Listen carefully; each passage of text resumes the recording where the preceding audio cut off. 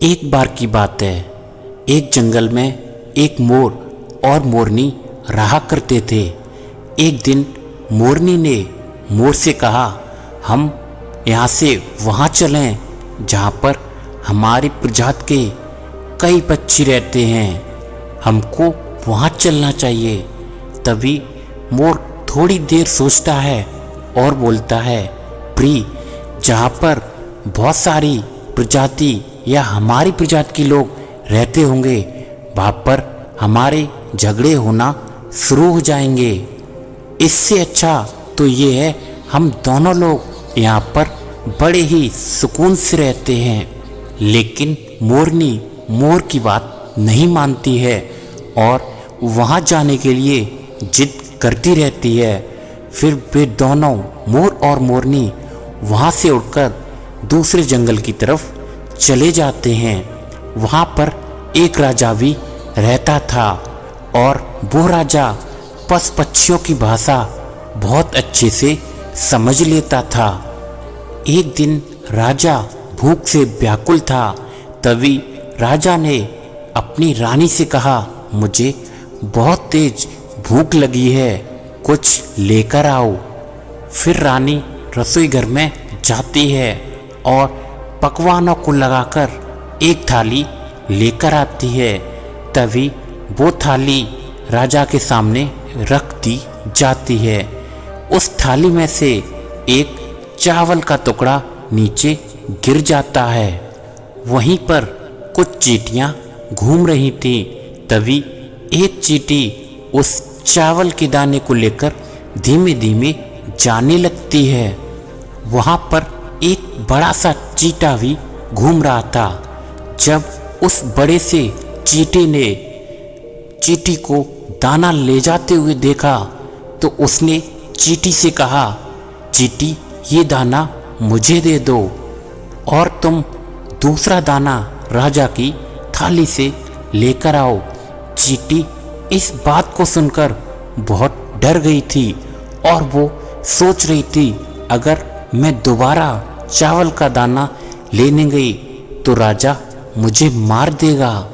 लेकिन चींटा नहीं मानता है और वो फिर से चींटी से कहता है, तुम जाओ दाना लेकर आओ।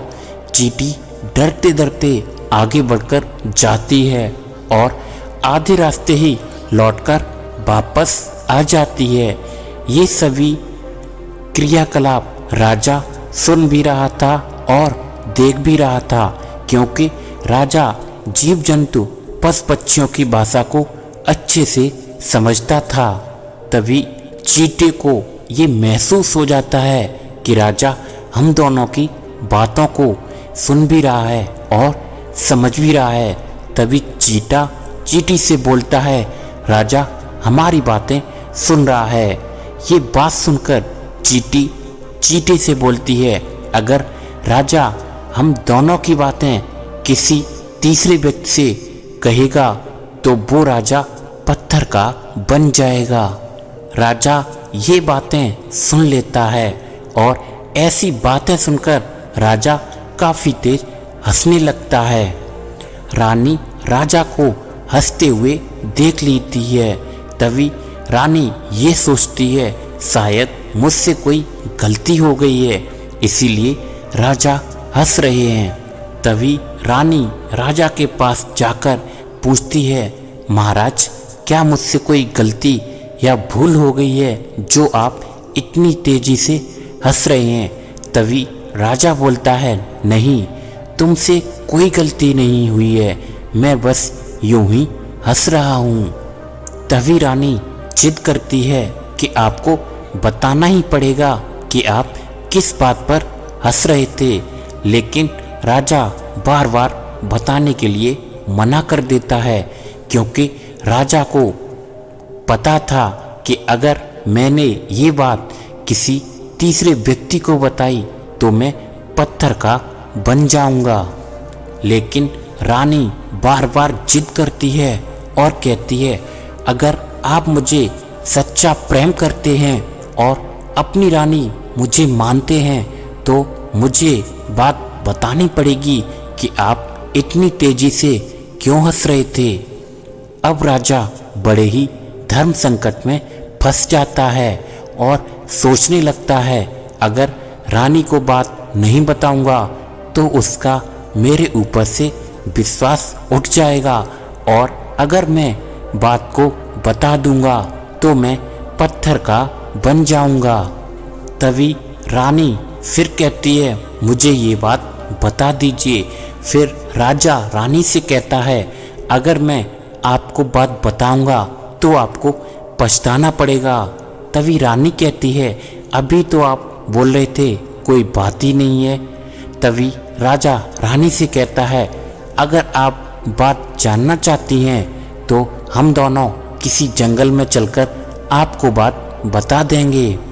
फिर वे दोनों जंगल में पहुंच जाते हैं और राजा जैसे ही धीमे धीमे वो बात बताना शुरू करता है, वैसे ही वह धीरे धीरे पत्थर का बनता हुआ चला जाता है। लेकिन रानी फिर कहती है कि थोड़ी बात बची है, बता दीजिए। और राजा जैसे ही पूरी बात बता देता है, वह पूरा पत्थर का हो जाता है। रानी उस पत्थर को ले जाने की काफ़ी कोशिश करती है, लेकिन वो पत्थर काफ़ी भारी होता है, क्योंकि राजा काफ़ी मोटे थे, इसलिए वो पत्थर को नहीं ले जा पाती हैं। तो इस वीडियो से हमें यही सीख मिलती है कि कभी भी अपनी जिद को जिद ना बना के रहें, बल्कि उसे छोड़ दें। अगर आप अपनी जिदों को छोड़ देंगे तो घर में शांति रहेगी और कोई भी कलह नहीं होगी।